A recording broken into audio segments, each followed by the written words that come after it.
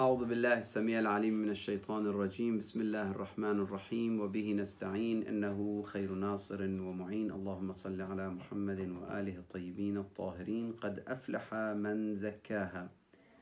Allah subhanahu wa ta'ala dans le verset 9 de Surat al-Shams il dit قد أفلح من زكاها, il a réussi, il est victorieux, celui qui a purifié son âme. Donc on était en train d'expliquer les 4 forces qui existent en nous et les combats qui se réalisent entre les 4 forces pendant notre travail sur notre éthique et notre perfection spirituelle. وقد خاب من دساها. Donc, لما تبين أن للنفس 4 قوى, il dit, on a vu ensemble, nous avons vu ensemble que pour notre nafs, il y a 4 forces et que chacune veut dominer sur les autres forces. On sait aujourd'hui que, après notre échange de la semaine dernière et celle d'avant également, que le quwa al-aqila, qui est la sagesse, c'est ce qui nous approche vers le monde des anges. Wal-wahima, imagination ou allusion, etc. Min hizbil abalisa, c'est ce qui nous approche vers, la samahallah, qu'Allah nous protège, vers Iblis et les satans. Et le ghadabiyya, la colère, il nous approche vers Siba, ça veut dire les animaux sauvages.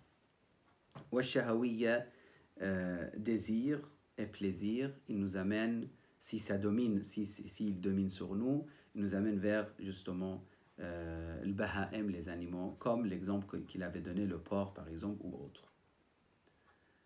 Donc l'homme, par rapport à ces 4 forces, s'il est dominé par la première, il devient comme un ange, ou même plus haut, ou un Satan, ou comme les animaux sauvages, ou comme les animaux qui ne s'intéressent qu'au désir et plaisir. Alors que les animaux, ils n'ont pas quwwat al-aqila. Il faut savoir que chez les animaux n'existe pas la première force qu'on a parlé, la sagesse et l'aql n'existe pas. Peut-être vous vous posez la question, vous dites, mais il y a des animaux qui comprennent.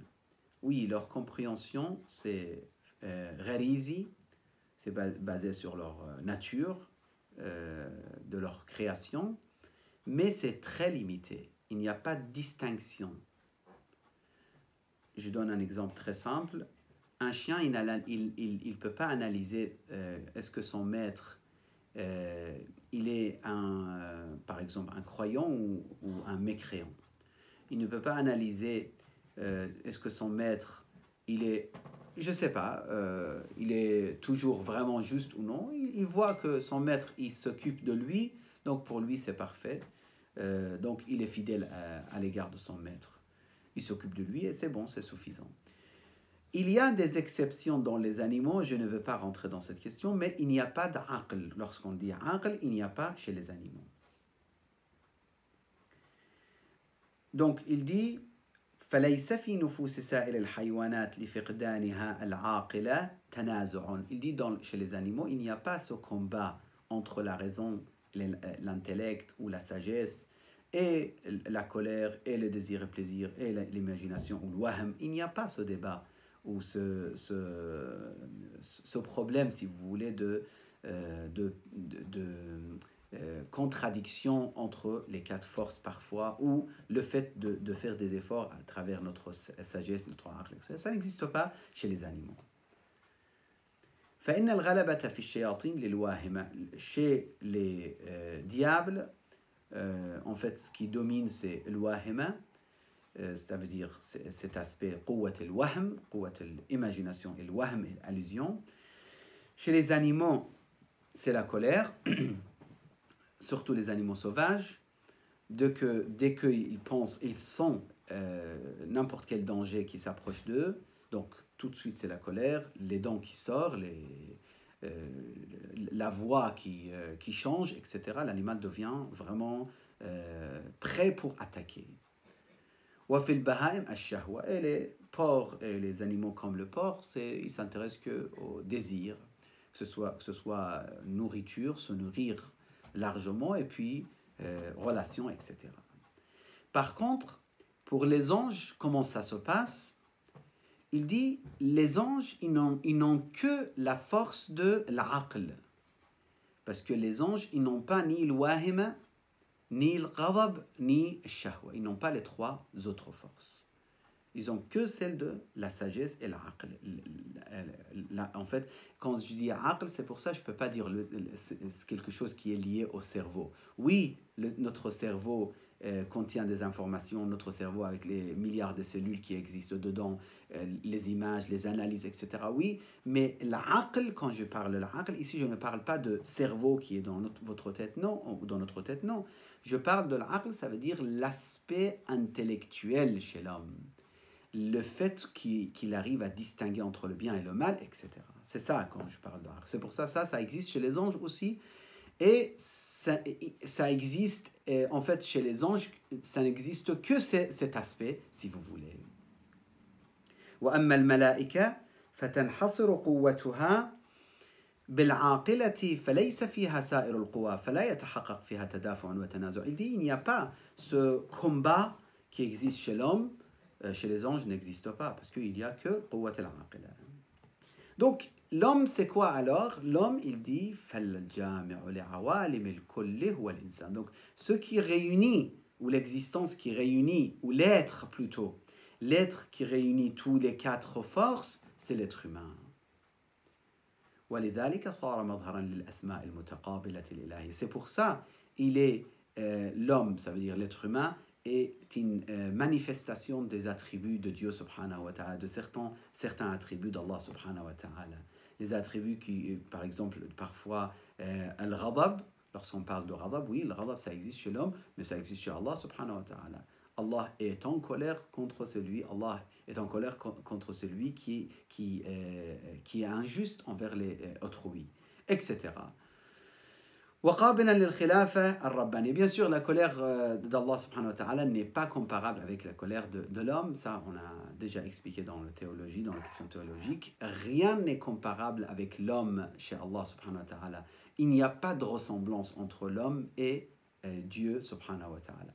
Même le hadith qui dit Allah a créé Adam à son image, c'est mal compris ce hadith, parce que dans l'école de Ahl-Bayt, il dit que le reste de hadith, vous l'avez oublié, parce que la personne, il était en train d'insulter quelqu'un d'autre, et le prophète, il dit, Allah a créé, parce qu'il insultait, il se moquait de son apparence, et là, le prophète, sallallahu alayhi wa sallam, il lui a dit, Adam, cette personne, il est créé sur l'image de Adam, ou Adam, il est créé avec la même image que cet homme. Pourquoi tu l'insultes? Pourquoi tu manques de responsabilité?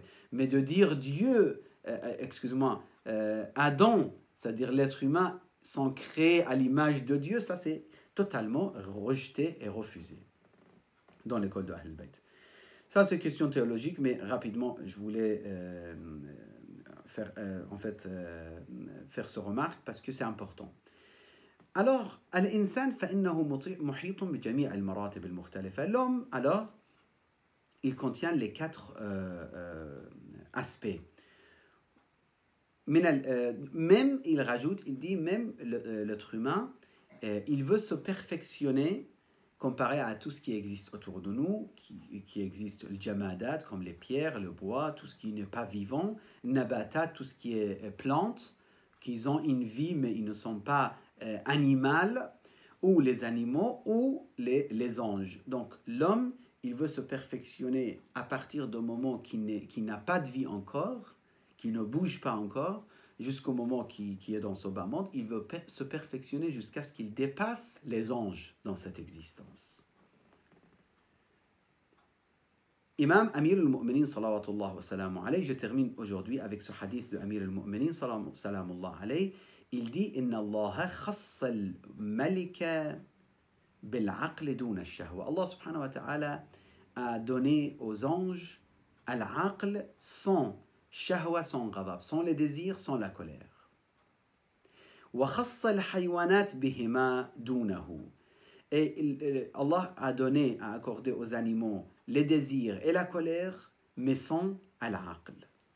Wa sharrafa al-insan, mais il a honoré l'homme بإعطاء الجميع, en lui donnant tout, l'ensemble de tous les quatre forces.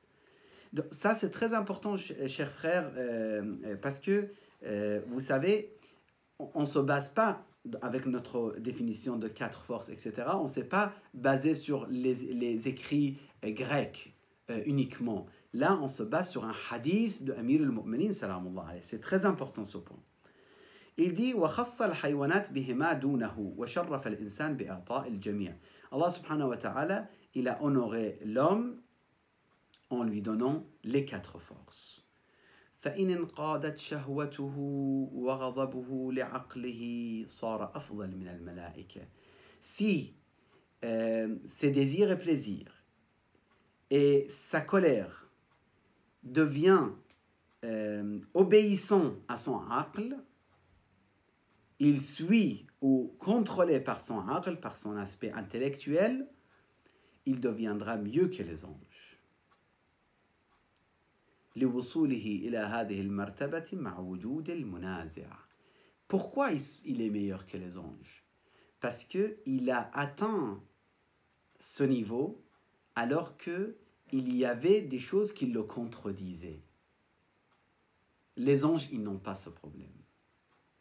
Les anges, s'ils marchent, admettons, ils sont ils descendent sur cette terre, ils voient telle personne mal habillée ou avec des embellissements, etc., etc., il n'y a pas de shahwa, il n'y a pas de désir pour être provoqué ou pour partir dans les pensées, etc. Les anges, s'ils voient des nourritures, ils n'ont pas envie de se nourrir parce qu'il n'y a pas ce shahwa, etc. Les anges, lorsque ça arrive quelque chose contradictoire à leur désir, ou plutôt à leur pensée, plutôt, ils ne se mettent pas en colère parce qu'il n'y a pas, la question de se mettre en colère n'existe pas chez les anges. Alors que l'homme, il veut contrôler sa colère, il veut contrôler ses désirs et plaisirs, que ce soit charnel ou en aspect nourriture, etc. Donc, il veut tout contrôler, alors que vraiment, parfois, c'est très difficile. Une fois qu'il réussit avec des exercices, avec des efforts continuels dans sa vie à contrôler tout ça, là, il dépasse les anges. Amir al-Mu'minin, le prince des croyants, il dit لِوُصُولِهِ إِلَى هَذِهِ الْمَرْتَبَةِ مَعَ وُجُودِ الْمُنَازِعِ, alors qu'il y a des choses qui le contredisent. وَالْمَلَائِكَةُ لَيْسَ لَهُمْ مُزَاحِمٌ. Les anges, ils n'ont pas ce problème. وصلى الله على سيدنا محمد وآله الطيبين الطاهرين.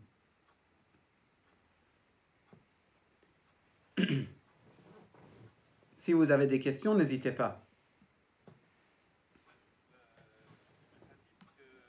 À la fin, il dit aussi que si l'homme, en gros, son comportement, il devient très très mauvais, on sera encore plus bas que l'animal. Oui, ça c'est le verset coranique qui le dit. Tout aussi, à fait. Ouais, parce que j'ai vu aussi coranique. Un hadith. Oui, également, tout à fait. Le verset coranique qui le confirme aussi. Le verset, il dit, ce sont comme les animaux. Après, même le Coran, il dit, bel, ça veut dire plutôt, ils sont encore pires que les animaux. Parce que les animaux, justement, vous avez raison, parce qu'ils n'ont pas quwwat al-aql, donc ils suivent leur nature. Mais l'être humain, il n'a pas le droit de suivre sa nature de cette façon, car Allah lui a accordé al-aql pour diriger les autres aspects qui existent en lui. J'ai une question, Charna. Allez-y. Du coup, l'être humain, il est supérieur aux anges? Non, il peut être supérieur aux anges. Ah, il peut. Oui. Il n'est pas forcément toujours meilleur que les anges. Il peut atteindre un niveau grâce auquel il dépasse les anges et il est supérieur aux anges. Il n'y a pas besoin d'être un prophète ou un imam pour être supérieur? Non. Okay. N'importe quelle personne, s'il fait des efforts, il se purifie spirituellement, il fait beaucoup de travail ou beaucoup d'efforts spirituels et éthiques sur lui-même pendant sa vie, il peut atteindre un certain niveau pour dépasser les anges. Le hadith que vous avez mentionné, Cheikhna, c'est dans quel livre celui-là? Le hadith, c'est de Amir al-Mu'minin. Il est dans Jami' al-Sa'adat, volume 1, page 46. Ah d'accord, il n'existe pas en français du coup. Peut-être il a été traduit, je ne sais pas. Mais si vous voulez, je vous traduis le hadith, Inch'Allah, plus tard. Mot, il n'y a aucun problème. Non, mais en fait, moi, je voulais savoir si ce livre-là, il existe en français, mais... Ce livre, je ne pense pas complètement qu'il existe en français. Mais il y a des parties de ce livre qui a été traduit par Marhoum Bostani. Je sais. Sur le site de Bostani, vous pouvez trouver des parties de ce livre. D'accord, ok. J'avais vu en français. Barakallah fikum, Inch'Allah. Bon, on s'arrête là. Si vous n'avez pas de questions, as'alkum ad-du'a jami'an, Inch'Allah. À la semaine prochaine, Inch'Allah. Salam alaikum. Assalamu alaikum. Salam alaikum.